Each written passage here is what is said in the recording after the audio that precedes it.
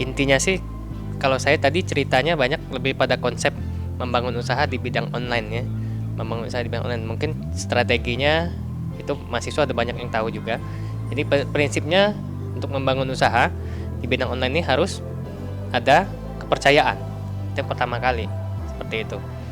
Trik khususnya ya memanfaatkan dunia online semaksimal mungkin karena ini bisnis yang benar-benar bisa tanpa modal ya, dan itu peluang besar justru ada di bagian mahasiswa ini ya. Kalau kayak umur saya sebetulnya udah lewat lah, peluang besarnya itu ada di mahasiswa. Banyak mahasiswa yang bisa membuat usaha dari online, baik itu dari jualan ataupun bikin jasa ataupun bikin aplikasi di situ.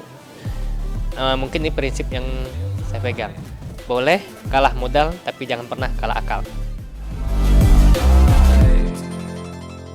So right, so